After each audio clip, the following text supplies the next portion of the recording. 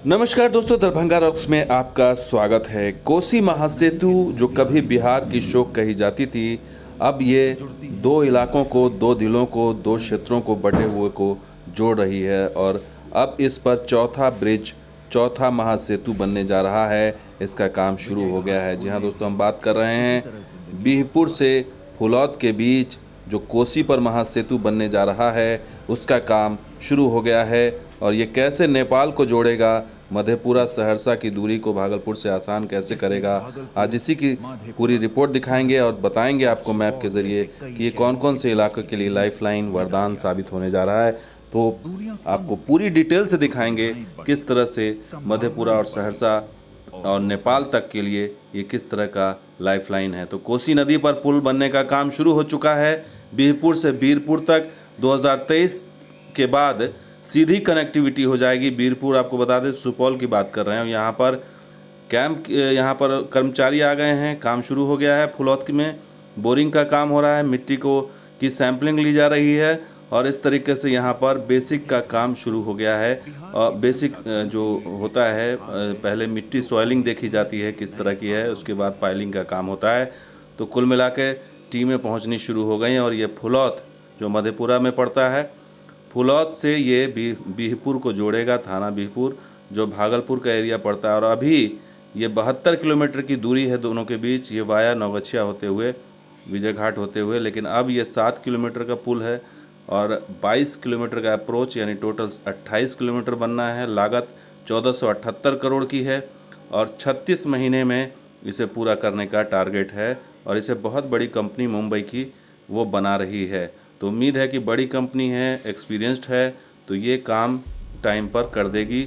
ये बहुत अच्छी खुशखबरी इस इलाके के लिए। आपको बता दें कि इससे पहले ईस्ट वेस्ट कॉरिडोर पर एक महासेतु बना हुआ है। इसके अलावा बलुआहा घाट पर एक महासेतु है। इसके अलावा विजय घाट पर एक महासेतु है।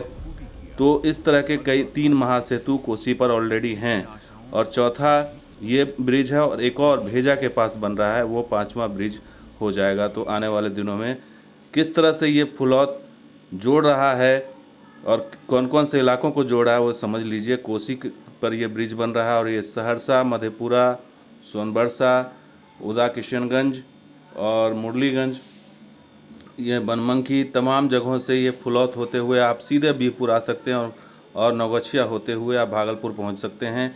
और ये डायरेक्ट कनेक्टिविटी होगी, तो आप गंगा के पार इधर साहिबगंज भी जा सकते हैं और इस तरफ मुंगेर की तरफ भी जा सकते हैं।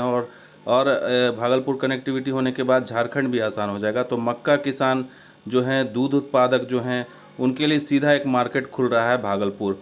तो जितने कोसी के क्षेत्र, मधेपुरा के इलाके में लोग हैं, दूध उत्पादक हैं या मक्का उत्पादन में हैं, किसान हैं, उनके लिए डायरेक्ट एक बहुत बड़ा बाज़ार भविष्य में मिलने जाएगा जब वो कोसी पार भागलपुर पहुंच जाएंगे और आसान रास्ता हो जाएगा ये। और इस तरीके से ये प्लानिंग है। न सिर्फ मधेपुरा सहरसा के लिए ये पुल लाइफलाइन होने जा रहा है, बल्कि ये नेपाल को भी एक डायरेक्ट कनेक्टिविटी देगा। वो कैसे, उसको भी मैप के ज़रिए समझाते हैं, क्योंकि बीरपुर से ये कनेक्टिविटी का प्लान है। तो नेपाल से भागलपुर का कनेक्शन कैसे होगा, ये सीधे सुपौल होते हुए आप मधेपुरा आएंगे, मधेपुरा से होते हुए आप ये फुलौत होते हुए क्रॉस कर जाएंगे भागलपुर की तरफ और इस तरीके से कनेक्टिविटी ये आगे आसान कर देगा। तो 28 किलोमीटर का जो अप्रोच प्लस पुल है, ये आने वाले दिनों में इस इलाके के लिए एक वरदान से कम नहीं है, क्योंकि ये इलाका जो है वो जाहिर सी बात है बहुत वर्षों से पिछड़ा रहा है। खास करके फुलौत, चौसा, उधर किशनगंज का जो इलाका है, ये कोसी का क्षेत्र, यहाँ तक तो पहुँचना ही अपने आप में बहुत मुश्किल है। ऐसे में जब ये 4 लेन ब्रिज बनेगा तो ये न सिर्फ इस इलाके का कायाकल्प कर देगा, बल्कि भागलपुर से कनेक्टिविटी सहरसा और मधेपुरा और सुपौल, बीरपुर, इन तमाम जगहों को नेपाल, इससे कनेक्टिविटी भविष्य में आसान होने जा रही है। तो ये चौथा ब्रिज इसके लिए तैयार हो जाइए और उसके बाद 5वां ब्रिज बकौर और भेजा का बन ही रहा है।